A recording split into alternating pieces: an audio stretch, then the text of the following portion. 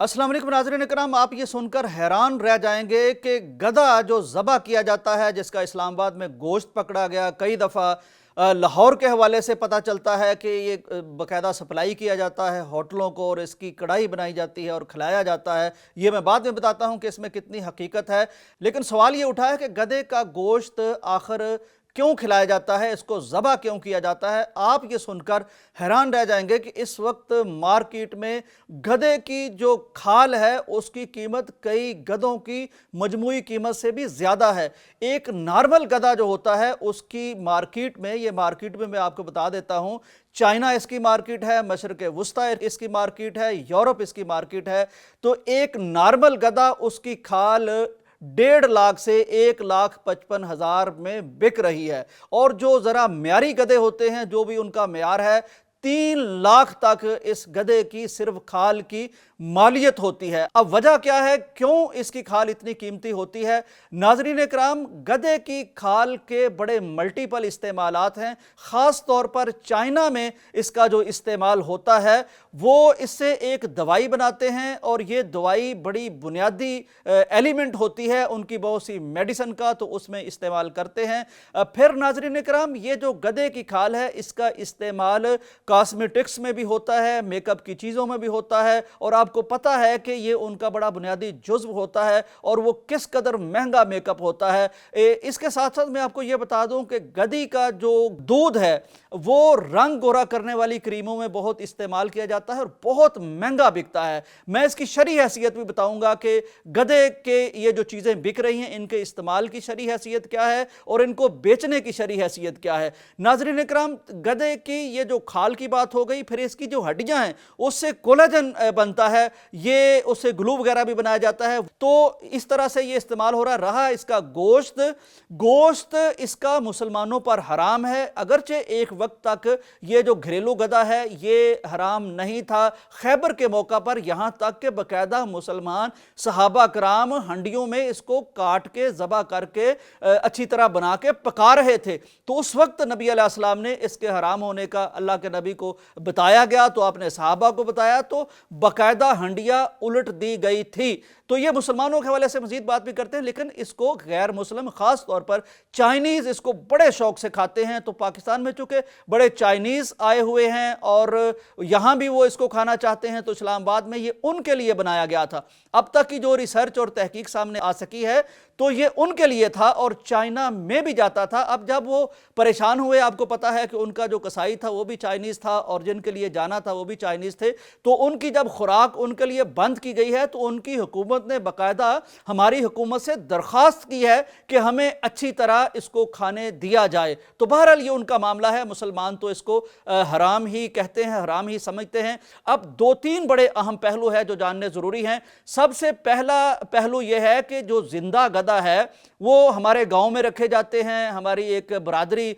यानी मुसलमानों में कुम्हार वो ख़ास तौर पर इनसे काम में लाते हैं। ये भट्टों पर काम में लाया जाता है, खेतों पर यानी चारा वगैरह लाद के लाने में, फिर रेडियो में जोता जाता है। गधा अगर नापाक है तो जो लोग इसकी सवारी करते हैं वो इस पर बैठते हैं, क्या उनके कपड़े नापाक हो जाते हैं? फिर ख़ास तौर पर गधा जो पानी पीता है तो क्या वो बर्तन भी नापाक हो जाता है, वो पानी भी नापाक हो जाता है? फिर गधे का पसीना अगर इंसान को लगता है तो क्या इंसान नापाक हो जाता है? वो नमाज कैसे पढ़ेगा? तो नाज़रीन इकराम, इस बारे में शरई रहनुमाई जो मैंने कई मुफ्तियान इकराम से भी बात की है और मैंने खुद भी रिसर्च की है, इस्लामिक बुक्स को भी देखा है, इंटरनेट से भी देखा है, अरबो अजम के उलमा को देखा है, वो सारे बताते हैं कि ये जो जिंदा गधा है जो इसके साथ एक शख्स रहता है तो वो नापाक नहीं होता। इसका पसीना लगने से, इसका पानी जिसमें पी ले वो बर्तन नापाक नहीं होता, इसका लुआब भी अगर किसी को लग जाता है तो वो भी नापाक नहीं होता। नाजरीन, गधा लेकिन खाना हराम है, इसका गोश्त हराम है और ये कायदा ये है कि जिस चीज़ का गोश्त हराम होता है उसकी चर्बी भी हराम होती है। अब इसकी खाल की तरफ आ जाते हैं, जिसके बारे में पहले मैंने आपको बताया है कि उसकी बड़ी सारी चीज़ें बन रही हैं। तो खाल के मुतल्लिक़ एक हदीस है जिससे 2 मतलब उलमा इकराम हमने लिए हैं वो हदीस ये है कि जब भी कोई खाल उसको दबागत दे ली जाती है, दबागत देने का एक प्रोसेस होता है, जैसे चमड़ा रंगा जाता है, तो जब इसको रंग लिया जाता है तो वो पाक हो जाती है। अब कुछ उलमा इकराम जिसको हम ज़ाहिरी कहते हैं, उनका कहना है कि कोई भी खाल हो, चूंकि पैगंबर अलैहिस्सलाम ने फरमा दिया अब कोई भी खाल जब रंग ली जाएगी तो वो पाक हो जाती है, उसमें गधे की खाल को भी शामिल करते हैं। लेकिन ज़्यादातर उलमा का जो सही मौक़िफ़ है वो ये है कि नहीं, खाल जो है ये चूंकि नबी अलैहिस्सलाम का फरमान, एक और भी हमें देखना पड़ेगा, जानवरों की दो किस्में होती हैं। एक जानवर वो होते हैं जो जिनका गोश्त खाया जाता है, अरेबिक में इनके लिए टर्म यूज होती है माकूलुल लहम, यानी वो जानवर जिनका गोश्त खाया जाता है, और दूसरे वो जानवर होते हैं जिनका गोश्त नहीं खाया जाता। तो खाल सिर्फ उन्हीं जानवरों की दबागत के बाद पाक हो सकेगी जिनका गोश्त खाया जाता है। नाज़रीन करम, एक चीज़ का मैं और इजाफा कर दूं कि गधे जिन लोगों ने पाल रखे हैं, इसकी लीद के बारे में और इसके पेशाब के बारे में उन्हें बचना होगा, क्योंकि इसका पसीना और इसका छोड़ा हुआ झूठा पानी वो उसका हुक्म और है, इसके पेशाब का लीद का हुक्म और है, ये नापाक है, इसे बचना होगा।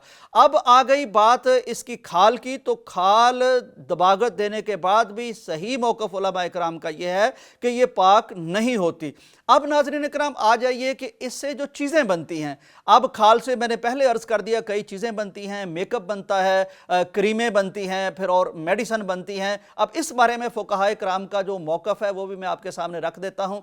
नाज़रीन इकराम, इस्लामिक फ़िक़्ह में एक टर्म इस्तेमाल की जाती है जिसको अरबिक में कहते हैं इस्तिहाला। इस्तिहाला का मतलब होता है ट्रांसफॉर्मेशन, यानी एक चीज़ की एक हालत है, उसकी जब हालत बदल दी जाती है तो उसका हुक्म भी बदल जाता है। पहले अगर किसी चीज़ का एक हुक्म है हलाल का या हराम का, अगर वो किसी और चीज़ में बदल जाती है तो उसका नया हुक्म, उसकी नई कंडीशन, नई उसकी कैफियत के बारे में होगा। तो इस्तिहाला के बाद, यानी इसकी खाल अगर किसी मेडिसन में इस्तेमाल होती है, किसी मेकअप में इस्तेमाल होती है, तो वो एक अगली कैफियत है, इस्तिहाला की कैफियत है। इस बारे में सही तरीन मौक़िफ़ यह है कि वो चीज़ें नापाक नहीं होंगी, इस्तिहाला के बाद वो चीज़ें पाक हो जाएंगी। अब रह गई गधी के दूध की बात, तो गधी के दूध के बारे में फ़ुक़हा इकराम का मौक़िफ़ ये है, चूँकि ये मेडिसन में भी यूज़ होता है, तो वो कहते हैं कि अगर किसी इलाके में किसी दवाई में ये दूध डलता हो और वो किसी बीमारी का उससे इलाज होता हो, इसके अलावा कोई और इलाज ना हो एक सूरत, या दूसरी सूरत इससे बनने वाली दवाई जितनी कोई दूसरी दवाई इफेक्टिव ना हो, तो दोनों सूरतों में इसको मेडिसन में यूज़ किया जा सकता है। तो नाज़रीन इकराम, ये मुकम्मल मौक़िफ़ है, चूँकि ये चाइनीज़ हमारे साथ काम कर रहे हैं, सी पैक बन रहा है, बड़े सारे मंसूबे चल रहे हैं, इसलिए मैंने चाहा कि मैं एक ही जगह आपको मुकम्मल इस्लामी रहनुमाई दे दूं। नाज़रीन इकराम, अब यहाँ एक बहुत बड़ा सवाल आपके ज़हनों में आएगा कि ठीक है, हम गधे इस्तेमाल करेंगे अपने उस फ़ायदे के लिए जो इस्लाम ने हमारे लिए जायज़ करार रखे हैं। सवारी प्यारे पैगंबर ने भी गधे की है, और इससे हम रेडी में जोतते हैं, इससे और काम लेते हैं।